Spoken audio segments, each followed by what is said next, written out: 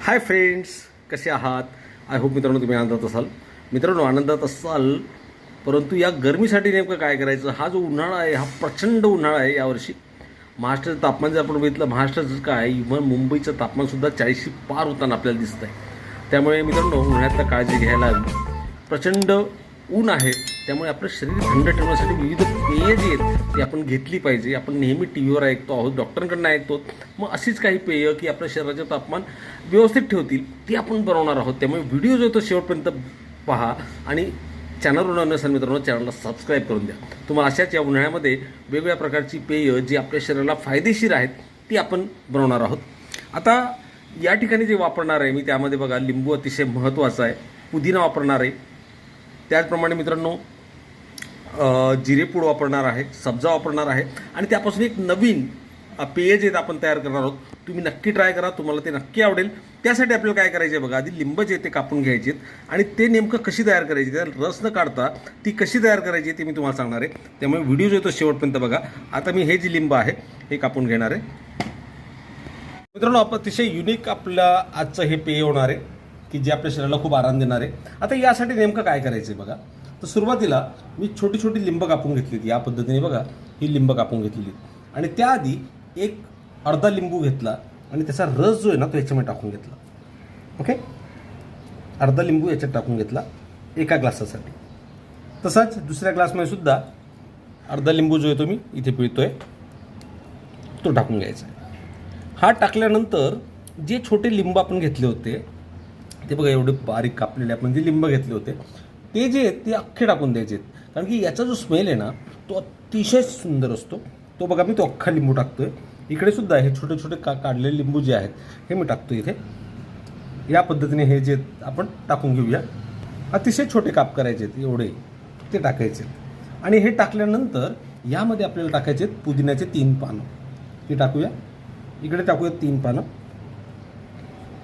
हे टाकल्यानंतर यामध्ये आपल्याला टाकायचं आहे जिरा पावडर. जिरं जे ते भाजून घ्यायचे आणि त्याची पावडर जी आहे ती टाकायची. ती मी आता टाकतोय, चिमूटभर टाका फक्त. इकडे टाकली आणि या पद्धतीने. आणि आता मित्रांनो हा स्मेल त्यामध्ये येण्यासाठी तर थोडं याला जो आहे ना ते या पद्धतीने तुमच्याकडे काही असेल कशाने ते दाबून घ्यायचं आहे, पूर्ण मिक्स करायचं आहे, जेणेकरून ते जे साल आहे लिंबाचं त्याचासुद्धा स्मेल येईल आणि पुदिना जो आहे त्याचासुद्धा चांगला स्मेल येईल. हळूवार करायचा, अदरवाईज ग्लास तुटू शकेल. या पद्धतीने बघा तो पूर्ण लिंबाचा रस जो आहे काढायचा. या पद्धतीने हे करून घ्यायचं, असं दाबून घ्या. आणि जो पुदिना आहे तो सुद्धा चांगल्या पद्धतीने याच्यामध्ये मिक्स होईल. हे झाल्यानंतर यामध्ये अतिशय चिल्ड पाणी टाकायचं आहे. साधारणपणे एवढं पाणी टाका, अर्धा ग्लास. ओके, हे टाकल्यानंतर यामध्ये मित्रांनो आपल्याला टाकायचं आहे काळं मीठ. सेंधव नमक जसेल तर ते उत्तम, ते टाका चवीनुसार. आता मी इकडे टाकतोय आणि इकडे सुद्धा या पद्धतीने. आपल्याला याच्यामध्ये साखर घालायची नाही, याच्यामध्ये आपल्याला साखर जिब्बात घालायची नाही, हे लक्षात असू द्या. आणि नंतर यामध्ये येणार एक चमचा जो आहे तो सब्जा येईल. ते टाकतोय तो आणि हा इकडे एक सब्जा. हे टाकल्यानंतर मग आता हे गोड कसं असणार आहे तर यासाठी स्प्राईट तुम्ही वापरू शकता. स्प्राईटसुद्धा टाकलं तर अतिशय चांगलं होईल. आता मी याच्यामध्ये स्प्राईट घालतोय कारण की ते ऑलरेडी गोड असतं. या पद्धतीने स्प्राईट टाका. इकडे हे स्प्राईट टाकतोय.